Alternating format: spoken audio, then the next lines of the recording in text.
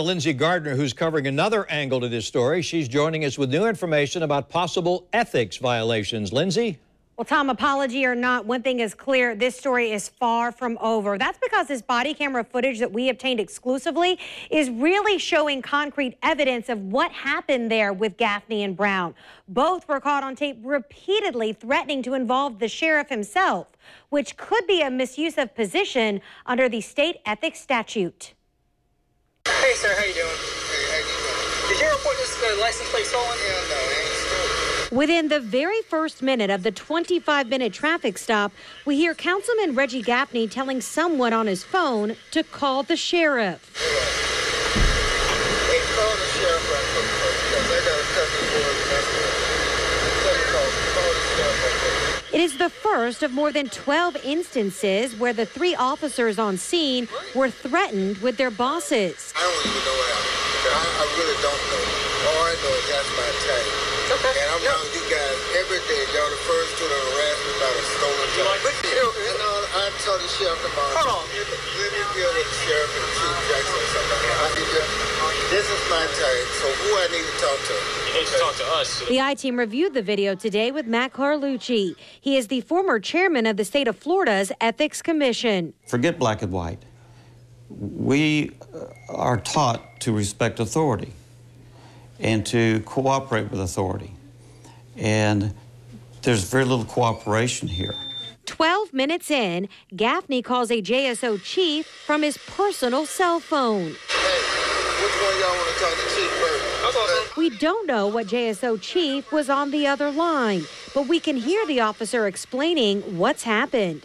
No, he just said, you know who I am, Reginald Gaffney. I work downtown. I see cops all the time, and they always see that tag. About 16 minutes in, Councilmember Katrina Brown becomes more involved, and the confrontation gets more heated. I see the racial profile. We run everybody's tag. What? Somebody named. So you just get behind everybody's contract. Somebody named. Yes, ma'am. Just gave my. That's the officer. Don't worry about it. Get his tag. Oh, I'm sorry. That was Officer. Okay. I seen you do it. But I can tell you right now, Officer Smith is one of my best officers.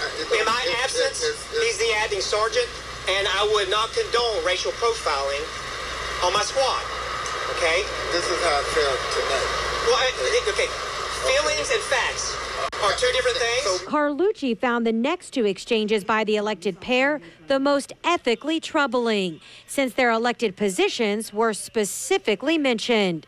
I treat everybody with respect when I got pulled over. Because I'm fighting like hell to try to get y'all more money, get more cops on the streets, and for me to be harassing like I feel tonight. Just got out of the damn city council meeting. I done been behind 1,000 cops. Nobody pulled over talking about my tag been stolen. Well, I'm releasing my officers. You can do that, but the sheriff. I'm releasing my officers from the scene.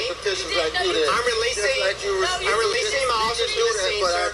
You guys. You're asking me if this is an incident that tripped the wire that could cause it to become a complaint and become a complaint before the Florida Commission on Ethics, and I would say a clear yes to that.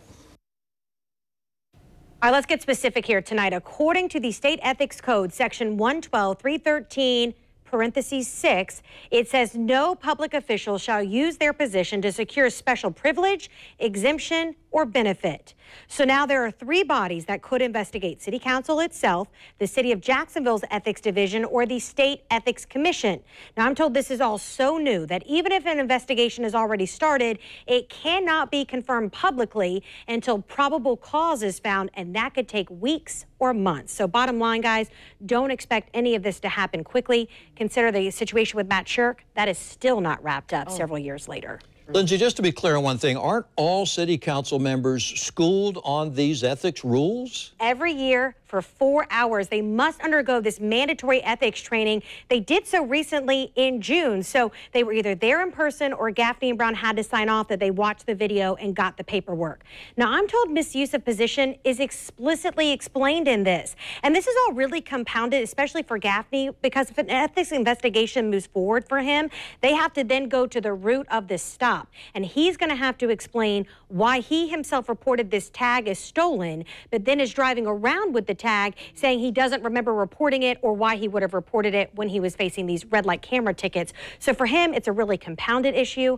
Tom and Mary, to be completely transparent, we need to mention that Carlucci is running for city council. He stepped away from the Ethics Commission. He agreed to speak with us based on his position as that former chairman and his knowledge there. And I also want to say to everyone, you and I, all of us have been talking about this, all 25 minutes of this video are all newsworthy. It's very hard to trim it down here for folks at home. So if you want to, on news4jax.com, we have put the entire uncut video that we exclusively have. So if anyone wants to see that tonight and make their own opinion, it's there for you. Thank you, Lindsay.